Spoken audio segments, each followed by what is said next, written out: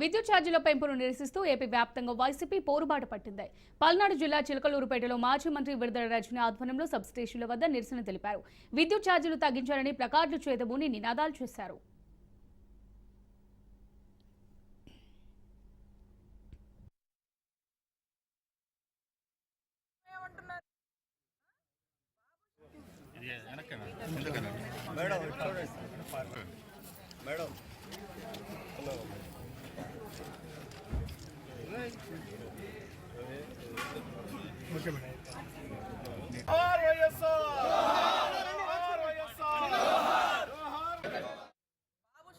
భవిష్యత్ గ్యారంటీ అని చంద్రబాబు నాయుడు గారు మాట్లాడారు.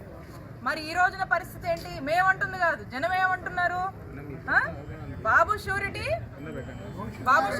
ఏమంటున్నారు? అంతా బోగస్ బోగస్, బాబు షూరిటీ బోగస్.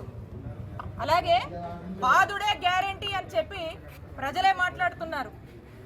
దీన్ని బట్టి అర్థం చేసుకోండి రాష్ట్ర పరిస్థితులు ఎలా ఉన్నాయి. ఇదే కాదు, ఒకటే మేము కూటమి ప్రభుత్వానికి మేము తెలియజేసుకుంటున్నాం ఏంటంటే, మీరు ఇచ్చినటువంటి హామీలు, మీరు చెప్పినటువంటి మాటలు, మీరు చెప్పినటువంటి సూపర్ 6 ప్రజలు ఎన్నో ఆశలతో మీరేదో చేస్తారని ఎదురు చూస్తున్నారు. కాబట్టి మీరు ఇచ్చినటువంటి మాట మీద మీరు నిలబడండి. మీరు మాట తప్పినట్టయితే వైఎస్ఆర్ కాంగ్రెస్ పార్టీ తరఫున మేమంతా కూడా నిలబడి పోరాడతాము ప్రజల పక్షాన. ఇదే కాదు, ఏ అంశానికైనా సరే మేము ప్రజల పక్షాన నిలబడతామని కూటమి ప్రభుత్వాన్ని హెచ్చరిస్తా ఉన్నాము. వైఎస్ఆర్ కాంగ్రెస్ పార్టీలోకి సంబంధించినటువంటి నాయకుల్ని, వైఎస్ఆర్ కాంగ్రెస్ పార్టీ కార్యకర్తల మీద అక్రమ కేసులు పెట్టాలి, అరెస్టులు చేయాలి, జైళ్లకు పంపించాలి. దీని మీద ఉన్నటువంటి ధ్యాస పాలన మీద కూటమి ప్రభుత్వం లేదు అని స్పష్టమైంది. కాబట్టి ఇప్పుడైనా కూడా నిద్ర మేల్కొని వాళ్ళు ఇచ్చినటువంటి హామీల మీద, వాళ్ళు చెప్పినటువంటి మాటల మీద దృష్టి సారిస్తే బాగుంటుందని వైఎస్ఆర్ కాంగ్రెస్ పార్టీ డిమాండ్ చేస్తుంది. బాబు షూరిటీ, భవిష్యత్ గ్యారంటీ అని చంద్రబాబు నాయుడు గారు మాట్లాడారు.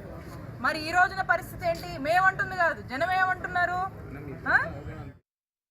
విద్యుత్ వినియోగదారులే విద్యుత్ ఉత్పత్తి చేసి అమ్ముకునేలా చేస్తానని ఎన్నికల ముందు చెప్పిన చంద్రబాబు నేడు ఛార్జీలు పెంచి విపరీతమైన భారం మోపారని విడుదల రజని మండిపడ్డారు.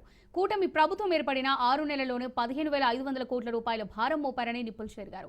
చంద్రబాబు పాలనపై దృష్టి సారించకుండా తమపై కక్ష సాధింపు చర్యలకు పాల్పడుతున్నారని ఆరోపించారు. అనంతరం విద్యాశాఖ అధికారులకు వినతి పత్రం అందజేశారు.